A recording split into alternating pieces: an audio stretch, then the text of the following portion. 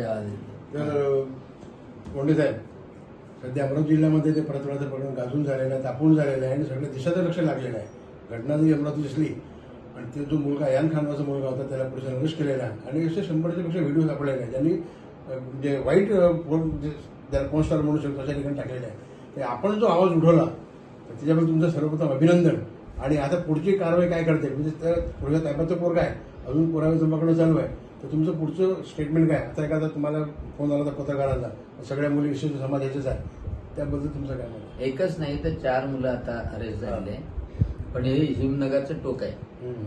कारण तो पोरगा म्हणतो की 1 वर्षापासून केलेलं आहे, पण त्यातलाही हे करायला सांगणारे अनेक लोक असतील कोणतरी असलं पाहिजे. आणि तो पोरगा गाड्या हँडल करतो, कार आहे, गाडी आहे, हॉटेलमध्ये जातो, हॉटेलचे पैसे पोरींना गिफ्ट देतो, नवीन कपडे घालतो, सेंट मारतो, जेवणं होतात, नंतर इंस्टाग्राम, त्याचं स्नॅपचॅटचा, व्हॉट्सअपचे ग्रुप, ही मोठी गँग आहे, संघटित गुन्हेगारी आहे. आणि याच्यामध्ये ड्रग्सही इन्व्हॉल्ड आहे, याच्यामध्ये लैंगिक उत्तेजना देणारे औषधाचंही मेडिसिनचंही हात आहे आणि पोर्नोग्राफी करणारे, कारण या सगळ्या अल्पवयीन मुली आहे. तर त्याच्यामुळं याच्यावर SIT नेमली पाहिजे, महिला अधिकारी असले पाहिजे, सायबरचे एक्सपर्ट असले पाहिजे आणि पूर्ण जर केलं तर मोठं नेटवर्क उघडकीस येईल आणि बंद होईल ते. आणि त्याच्यामुळं एकट्या SPच्या अखत्यारीतला विषय नाही, SIT पाहिजे. आणि त्यामुळं माझा पाठपुरावा त्यासाठी सुरू आहे. एका कोणत्या समाजाच्या मुली आहेत याच्यापेक्षा जास्त महत्वाचं त्या मुली आहेत. आणि आता जरी त्या अल्पसंख्याक समाजाच्या आहेत, आमच्याजवळ जे खात्रीलायक हे आहे, अगोदरची रिपोर्ट जे झालेले आहे ते कॉम्प्रोमाइज करण्यात आले, त्यामध्ये हिंदू समाजाच्याही मुली आहेत. त्यांच्यावर मोठं दडपण आहे, धर्मांतरांसाठी त्यांना प्रवृत्त केलेलं आहे. लव्ह जिहादचा अँगल याच्यामध्ये खूप मोठ्या प्रमाणात आहे.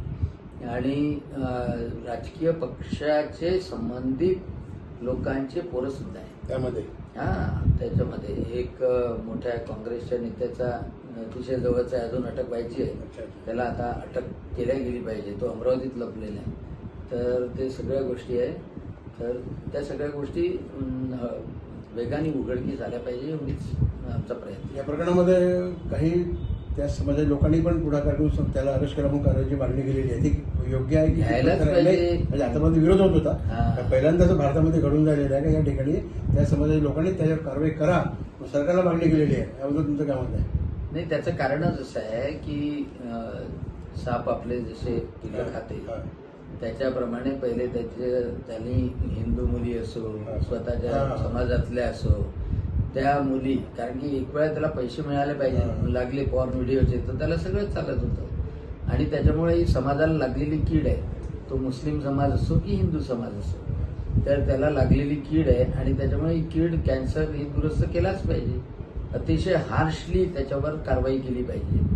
म्हणजे तोच पोरगा नाही तर बाकीचे जे सापडतील अंबट शौकी, त्या सगळ्यांवर चांगल्या तऱ्हेनं कारवाई करण्यात आली पाहिजे. दुर्दैव असं की व्हिक्टीम समोर येत नाही, यामुळं की त्यांच्या मनात भीती असते आणि म्हणूनच त्या SITच्या माध्यमातून काही सोशल ऍक्टिव्हिस्टही जोडले तर ते व्हिक्टीमही समोर येतील, पालकही त्यामध्ये करतील. ती गुप्तता सुद्धा पाळणं खूप आवश्यक आहे. आता माझ्याकडे आलेली एवढी इन्फॉर्मेशन जरी असली तरी कोणत्याही मुलीचा, कोणत्याही कुटुंबाचा त्यांना त्रास होईल अशा पद्धतीचं कोणतं स्टेटमेंट आमच्याकडून होत नाही. बरं, हे तर मान्य आहे. असं म्हणत परतवाडासारखा बाकी तालुक्यात सुद्धा हे प्रकार चालू आहे, कुंकून लागून झालेली आहे. हा एक प्रकार झाला परतवाड्याचा 19 मुलाचा.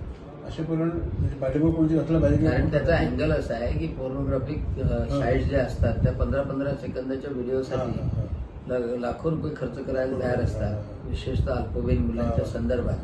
आणि त्याच्यामुळं असे ते स्मार्ट पोरं, असे जे चंट पोरं त्यांना निवडतात, त्यांना सगळं शान शौक त्यांचा पुरवला जातो.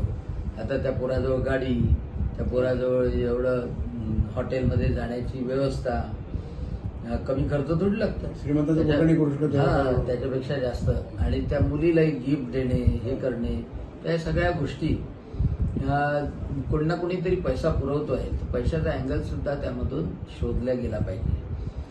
तर त्यासाठीच आम्ही आता आयजीकडे पण जात आहे आणि आयजीच्या माध्यमातून एक महत्वाची गोष्ट की मुख्यमंत्री देवेंद्रजी फडणवीस यांनी हे गंभीरपणे घेतलेलं आहे. त्यांनी पालकमंत्र्यांनी पण चंद्रशेखरजी बावनकुळे यांनी, आणि ते गंभीरपणे या प्रकरणाची उकल झाली पाहिजे यासाठी पाठीमागे लागले. दैनिक कॅलिफोर्निया टाइम्स करता आम्ही आला डॉक्टर अनिल साहेब बोंडे अमरावती, ज्या खासदारांना क्रांतिकारी खासदार म्हणून पूर्ण भारतामध्ये ओळख आहे. आणि ते जेव्हा खासदार झाले, आमदार तर पहिले होतेच, मंत्री होते, आणि खासदार झाल्यानंतर त्यांनी हे लव सारखे प्रकरण शोधून काढले आणि एक न भीता निर्भीडपणे जे आपलं मनोगत व्यक्त करत आले. त्यामुळे असे जे जमलेले प्रकरण आहे ते अमरावती जिल्ह्यामध्ये का होणार, विदर्भात का होणार, ते वर यायला लागले. म्हणून मी या ठिकाणी यांचं अभिनंदन करतो आणि तुमच्याच माध्यमाने आपला अमरावती जिल्हा जो शिवाजींचा जिल्हा आहे तो सुरक्षित राहील. असे जे सापाची पिले ज्याला म्हणू शकतो असे जे सळसळ करतात त्यांच्यावर कारवाई करण्यात येईल. दैनिक कॅलिफोर्निया टाइम्स करता गिरीधर देशमुख, अमरावती.